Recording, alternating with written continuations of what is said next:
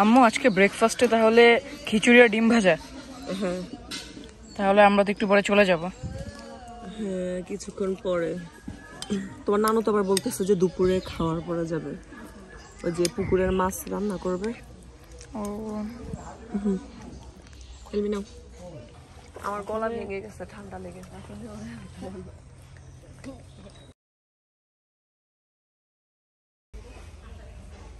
রিশান এখানে কি করা হচ্ছে? জাল ফেলছে, মাছ ধরা হবে। দেখি কেমন মাছ উঠে। হ্যাঁ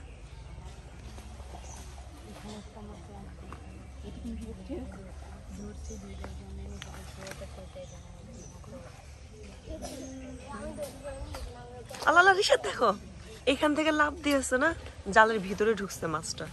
ওই যে একটু এখানে আসছিল একটা মাছ নাকি? ওই যে জাল ফেলছে যে এখন মাছ সব লাড়া খাইছে। আল্লাহ অনেক মাছ আছে। ইয়া মেহরাজ তখন যে একটা মাছ ধরছিল। রিশান পুকুরের পাশে দেখো লেবু গাছে অনেক লেবু ধরছে, বাট সবগুলা লেবু অনেক অনেক ছোট। নতুন গাছ। দেখে আজকে কি কি মাছ উঠে, দেখছো কি মাছ? আজকে থাকলে বারবিকিউ করা যেত, কিন্তু আমরা আজকে চলে যাব। নিয়ে যাব? আচ্ছা বাসায় গিয়ে বারবিকিউ করব। দেখছো মাছ এটা কি করতেছে ভিতরে ঢোকার জন্য? আমি বুঝি না এরা জালের ভিতরে ঢুকতে চায় কেন।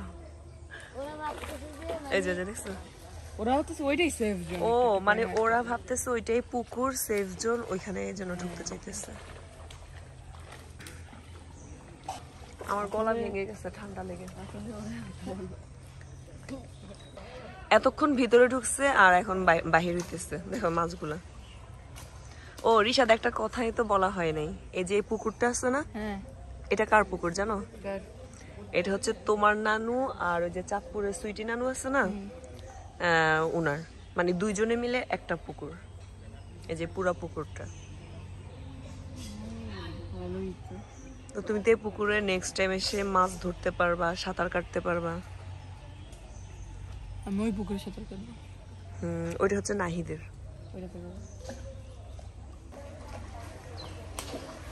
বড় মাছগুলো বাহির হইতেছে, দেখো কি করতেছে।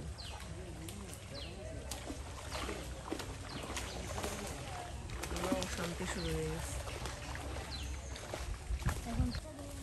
রিশাদ মাছ এখন উপরে উঠবে। দেখো এখানে মানি প্ল্যান্ট। লাল মাছ উঠছে নি রে?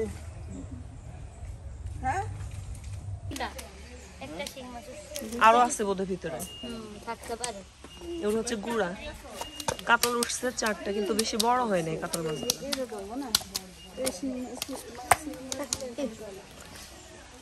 আর এখানে কি কি মাছ? কার্পো। আচ্ছা এগুলো সব পোনা মাছ তো, সীমাপু ছাড়ে নাই কেন? রুই মাছের পোনা, তেলাপিয়াও আছে।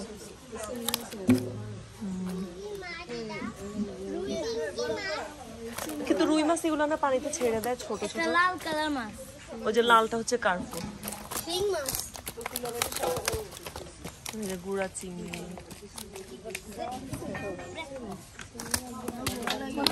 এটা না কাইলারা?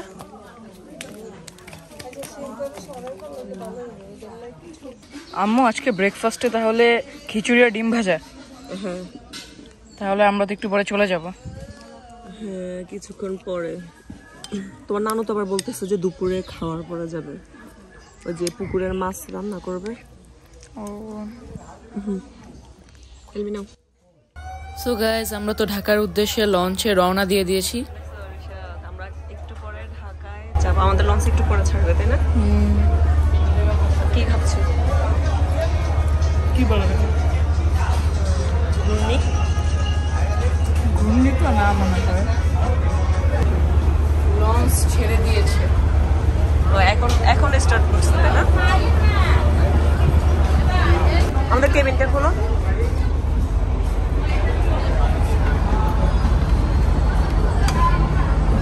আসো।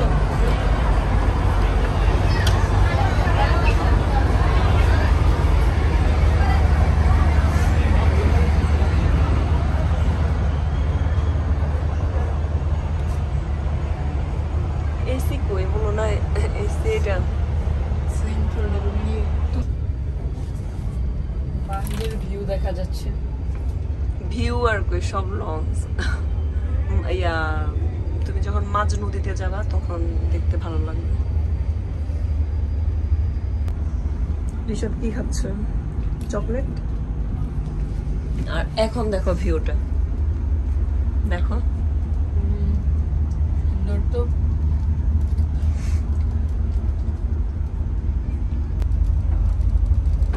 আম্মু আমাদের রুমটা একটু দেখাও।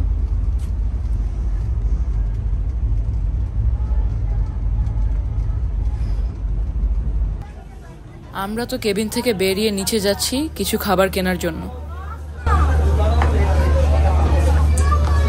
আমরা নিচে তেমন কোনো ভালো খাবার পাইনি, বাট নিচে খাবারের দোকানের পাশে প্রচন্ড সাউন্ড ছিল। এগ স্যান্ডউইচ, কেক আর আম্মু চা নিয়েছে, সাথে পানি। খাও। কেমন খাবো? খেতে কেমন? ডিম পাউরুটি খেতে যেমন। তবে কেকটা মনে হচ্ছে ভালোই হবে। ওর গলা ব্যথা করতেছে। এবার কেক খাবো।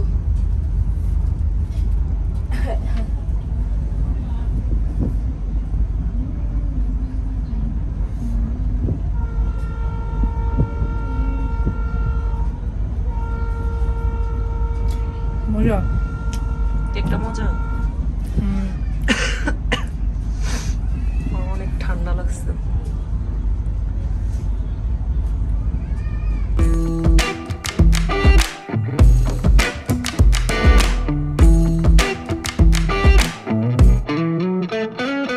I'm feeling it.